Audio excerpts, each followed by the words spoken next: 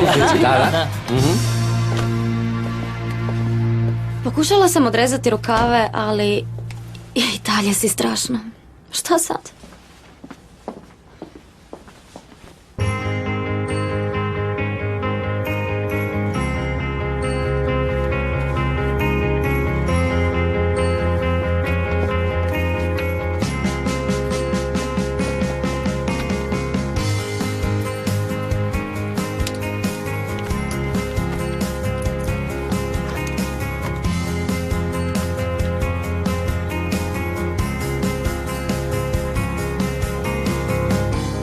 To je mamina haljina.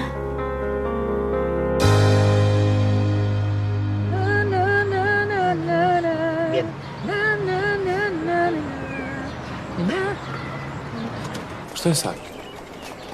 Pa znaš ga, on je cool dečko. Andre, hej, pa daj, fokusiraj se. Nema veze. Gdje smo stali? Nakon drugog na. Što to pišeš? Na, tako si ti rekao. Ali... Nema veze. Odi na refren. Znači idemo na. Što je to? Dobio sam mail.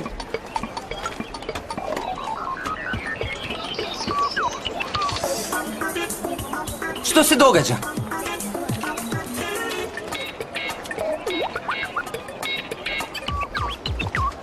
Molim te, malo jače rastegnite zavjese ili će izgledati kao cirkuski šator. Hvala. A ti, dragi, dobro očisti ta stakla, inače će biti puni tvojih otisaka.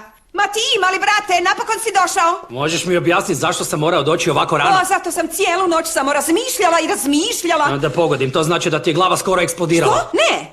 Nebitno. I koja je to veličanstvena ideja koja ti je pala na pamet? Još nikakva. Samo što to ide na ovaj ovdje stol. Hvala. Želim naći način da učiteljica dobije otkaz. Hoćeš mi pomoći? O, misliš na ludu ženu? Da, to je ona. Da, samo daj da pojedem nešto prije, nisam još doručkovao. Ma ti ako samo probaš pojesti jedan kanape ili kavijar, ubiću te. Spusti to isti čas. Ne, da se nisi usudio to pojesti. Tako je bolje, bravo. Ali ja još nisam ništa jeo. Ne hranim se dobro, Jade, jer mi je ukinut račun u restoranu u kojem sam obično doručkovao. Ma ti ne zanima me, možeš platiti s gotovinom ili sitnišem ili tako nekako. Samo što, pa Jade, posao ne ide u tatinoj firmi. Ne zanima me, ja ne razgovaram o novcu, to je dokaz krajnjeg neukusa. Dobro, ne razgovaraj, ne diraj. Dala bih sve na svijetu samo da vidim Violetino lice kad je pronašla Marinu haljinu na krevetu. Ali moram na nastavu. Ovo je nevjerojatno. Nema slušanja pop muzike u kući. Ne otvarajte ni jednu zaključanu sobu. Ne razgovarajte o Violetinoj majci. Pa što je tom Samo je lud. Pa žao mi je što ti to moram reći, ali luđak u ovoj priči si ti. Živiš kod njih, Anđi? I jesu li sluge pozvane na tu zabavu? Ja sam njezina učiteljica, naravno da sam pozvana. Anđi! Okej, ne, nisu me pozvali. Ali živim s njima, naravno da ću doći. Da, pa mislim da bi to malo trebalo provjeriti prije.